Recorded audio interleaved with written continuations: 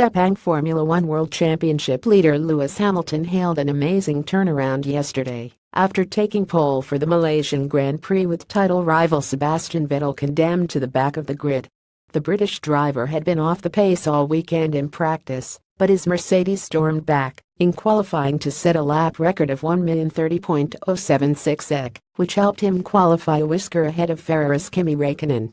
"We had no idea what was going to happen today," said Hamilton, who had endured a torrid Friday win. Despite an aerodynamic upgrade, he finished sixth in both practice sessions. He and his mechanics opted to strip the car of the updates for the runs yesterday, and it did the trick. "I don't really know where the pole lap came from. I surprised myself. Somehow we managed to turn it around, and it is a real surprise to be up here with these guys," said Hamilton, who secured his ninth pole of the season at the final running of the race. "I'm very grateful to the team. The car felt good. Quick turnaround. I don't really know where the pole lap came from. I surprised myself. Somehow we managed to turn it around, and it is a real surprise to be up here with these guys." Lewis Hamilton, after securing pole. Vettel's World Championship hopes suffered a huge blow when he lost drive, leaving his Ferrari without a completed lap in first qualifying. He will start at the back of the grid despite being consistently quickest during practice. Second row 3 Max Verstappen at Red Bull 4 Daniel Ricciardo As Red Bull third row 5 Valtteri Bottas Finn Mercedes 6 Esteban Ocon Force India 4th ROW 7 Stoffel Vandoorne Bell McLaren 8 Nico Hülkenberg Renault 5th row 9 Sergio Perez Max Force India 10 Fernando Alonso Esp McLaren selected 11 Felipe Massa Bra Williams 12 Julian Palmer GBR Renault 16 Romain Grosjean Haas 20 Sebastian Vettel Ferrari agent France suppress. "It feels like I have no turbo," he said over team radio as he crawled back to the pits in his first qualifying stint.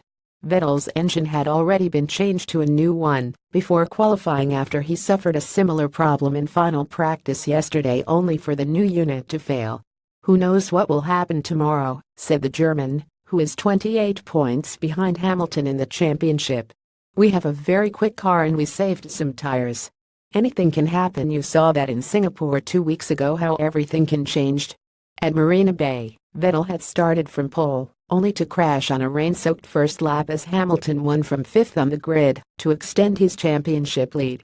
Räikkönen was also a first-bend casualty in the Singapore carnage, along with Max Verstappen. The Finn, who recorded his maiden win at Malaysia in 2003, thought he might have pipped Hamilton to pole, but was edged out by just 400ths of a second. "When you get that close it's a disappointment," he said. "But I know I made the most out of it. You always find some things to improve, but the car has behaved nicely all weekend. We will try to make sure we do the first 2 corners well and go from there." The Red Bull of birthday boy Verstappen was third, almost half a second behind Räikkönen. The Dutchman, who turned 20 yesterday, will be joined on his second row by teammate Daniel Ricciardo, who was 4th fastest, just 0.054 of a second slower. Today's Grand Prix will be the 19th and last at steamy Sepang. The race will disappear from the calendar after Malaysia's government decided that it would no longer cover the US $67 million $91.4 million a year cost of staging the money-losing event. "Even if we got the greatest of deals, do it for free for example, what's the product?" Sepang Circuit Chief Executive Razlan Razali said.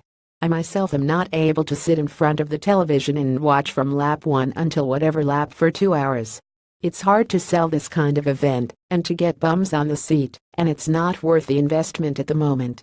Agents France Press, Reuters F1 Malaysian GP Singtel TV CH 114 Star Hub CH 208, 2 p.m.